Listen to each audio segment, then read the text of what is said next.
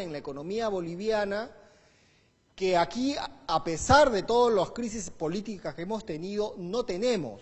El sol peruano es muy fuerte a nivel latinoamericano. Yo quería preguntarle en qué falló el señor Evo Morales y, por supuesto, el señor Luis Arce, porque, como yo les digo, él fue ministro de Economía durante casi todo el gobierno de Evo Morales, o sea, él también es culpable o responsable de la situación. ¿Qué nos puede comentar al respecto, diputada?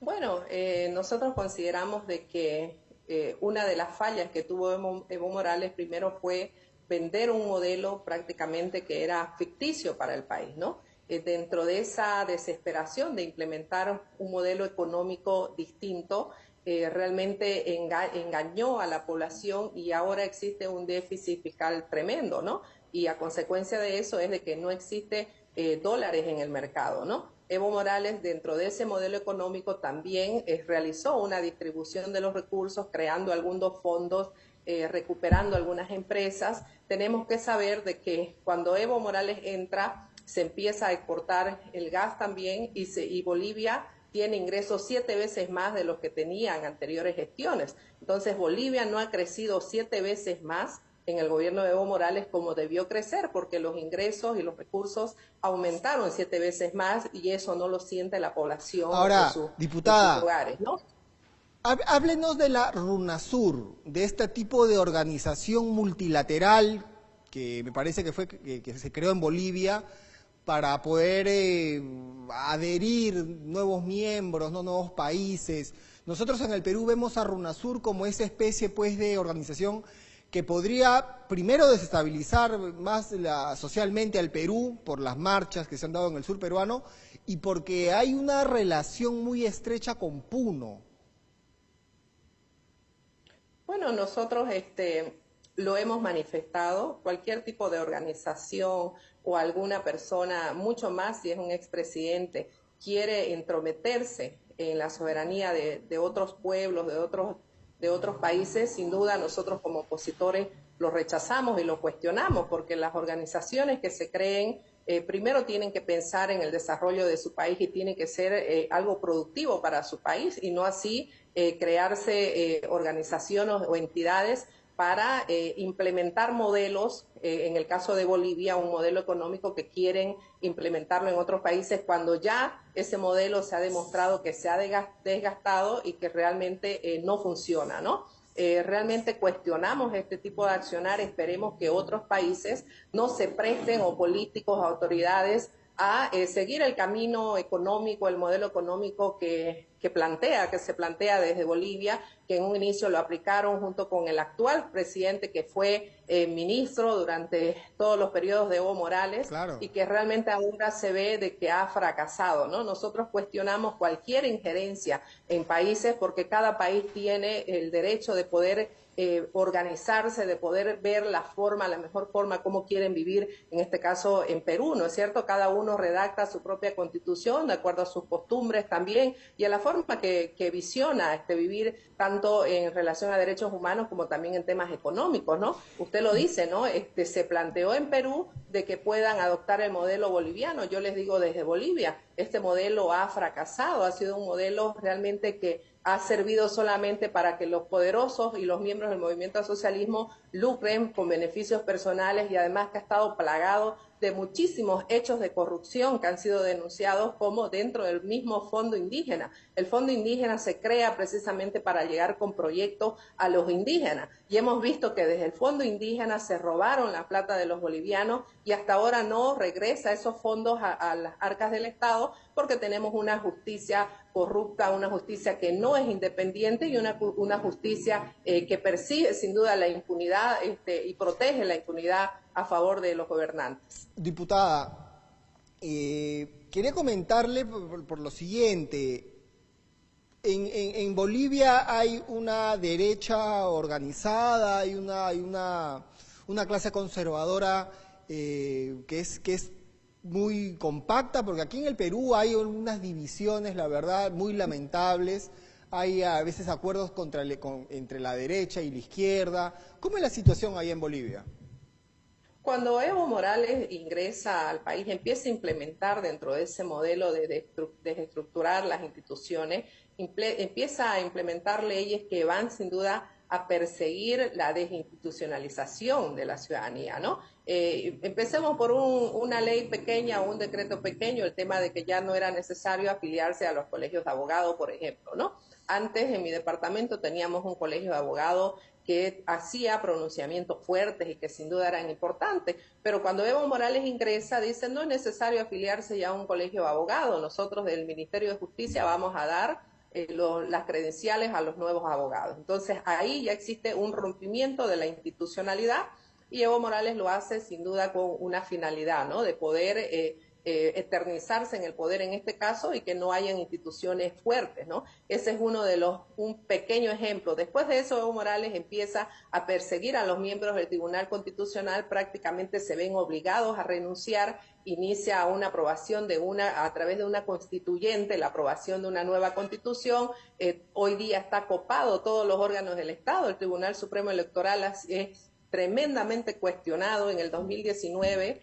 Por ese motivo renuncia a Evo Morales porque existe un informe de organismos internacionales de la OEA donde dicen que existen indicios serios de que cometieron fraude en el país. Entonces, este modelo que ellos quieren implementar en todos los países realmente es un modelo autoritario donde existe dictadura, donde realmente ahora nosotros como partidos políticos nos encontramos sin duda muy perseguidos, muy cuestionados, muy atacados por la hegemonía del movimiento al socialismo, pero siempre con la intención de poder organizarnos y unirnos para que podamos alcanzar el objetivo que es recuperar la democracia en nuestro país.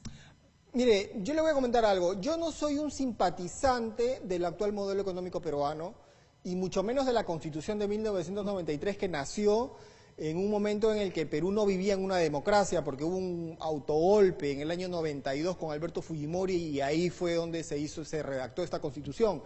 Pero hay un sector de la izquierda radical en el Perú que siempre propugna el cambio de la Constitución, llamar a una asamblea constituyente y claro, se prenden las alarmas porque uno ve situaciones como las que pasó en Bolivia, donde Evo Morales cambió de Constitución, 2006, 2007 me parece, usted me corregirá. Cuéntele a los amigos peruanos qué es lo que sucede cuando un gobierno de izquierda, con todas estas ideas, con todos estos objetivos ideológicos que tienen, logra cambiar una constitución de un país. Bueno, en Bolivia ha implicado una desinstitucionalización porque el poder se ha concentrado en una sola persona, que en este caso es el órgano ejecutivo a la cabeza del presidente. Ya no existe una independencia en ninguno de los órganos, el órgano electoral, que es el llamado a garantizar elecciones transparentes dentro de los países, ya no puede hacer eso porque son perseguidos por una justicia que también no es independiente. Entonces existe un poder absoluto dentro del órgano ejecutivo a la cabeza del presidente. Por más de que venden un discurso, pero en los hechos actúan de otra forma. Nosotros actualmente nos encontramos en un proceso para elecciones judiciales, que es un modelo que se implementó en la nueva Constitución, donde se lleva una lista de candidatos para que el pueblo boliviano en las urnas elija cuáles los candidatos. Pero ¿qué pasa en este proceso de selección? En este proceso de evaluación y selección, los candidatos que se someten a votación son aquellos candidatos que ya han llegado a un acuerdo con los miembros de la Comisión Mixta de la Cámara de Diputados y Senadores para poder asignarle una puntuación. No existe una valoración técnica, meritocrática en lo absoluto. ¿Y qué es lo que hacen? Entregamos al país una lista de futuras autoridades judiciales que no cumplen con los más mínimos requisitos, sino más bien el único requisito es haber pactado con el gobierno de turno y no garantizan una independencia para nada del órgano judicial y posteriormente se dedican a sacar fallos en contra de los ciudadanos y a perseguir a aquellas personas que piensan diferente. Claro, ese es uno de los problemas, ¿no? Que hay una especie de captan el poder el grupo que está en gobierno cuando cambian esta constitución y es una de las cosas que justamente mencionaba acá algunos congresistas peruanos. Señora diputada, quiero agradecerle su tiempo compartido aquí en Sintonía TV. La verdad es que nos ha servido de mucho conocer su testimonio, sus conceptos. Un mensaje final para el pueblo peruano, desde la experiencia boliviana. Ustedes han estado con Evo Morales desde el año 2006 hasta el año 2019. Él quiso reelegirse, incluso si seguimos muy de cerca la crisis boliviana en las elecciones, en las que Evo Morales cometió fraude. Evo Morales al final terminó abortando, terminó renunciando, se fue a México, y nosotros tenemos una cercanía un lazo histórico y humano muy grande con Bolivia. Diputada Áñez, ¿algunas palabras finales? Bueno, primero mi admiración al valiente pueblo peruano, porque cuando han tenido conflictos, en el caso reciente nomás, han actuado como debió actuarse y como establece, respetando la Constitución. En este tipo de gobiernos de Evo Morales hemos visto todo lo contrario. Hemos visto un Evo Morales que aparentemente en cumplimiento a la Constitución nos lleva al pueblo boliviano a un referéndum donde el pueblo boliviano le dice no a su reelección. Pero fíjense en este caso, Evo Morales, después de que había llevado a un referéndum, Evo Morales activa otra vía, que es la vía del Tribunal Constitucional, que está tomado también y obedece las órdenes de este tipo de gobiernos, ¿no? Y ese Tribunal Constitucional permite la reelección de Evo Morales por cuarta vez, ¿no? Porque Evo Morales fue elegido 3 veces y por cuarta vez. Este tipo de gobiernos y de autoridades quieren perpetuarse siempre en el poder. O sea, nosotros le decimos que admiramos la posición que tomó el pueblo peruano, sobre todo la justicia, que es independiente porque emite fallos apegados estrictamente al cumplimiento de la Constitución, y en el caso de Bolivia no existe en lo absoluto una independencia en el órgano de justicia, y eso no da ninguna garantía a la ciudadanía. Que cuiden la forma, que se pongan de acuerdo si es que existen diferencias, y que cuiden y protejan sin duda su modelo económico, porque es eso lo que la gente necesita, ¿no? Tener la tranquilidad de qué es lo que va a llevar a sus hogares cada día para que su familia pueda alimentarse y pueda prosperar sin duda, ¿no? Ok, muchísimas gracias, diputada. Lo invitamos a que nuevamente más adelante pueda seguir en la señal de Sintonía TV. Muy amable. Muchas gracias a ustedes. Bien, amigos, hemos tenido el testimonio de la diputada boliviana Tatiana Áñez, que por si acaso no es familiar de la expresidenta Yanín Áñez, de la presidenta que asumió una vez que renunció Evo Morales. Vamos a ir a un pequeño corte comercial y volvemos con el expresidente Manuel Merino. No se muevan.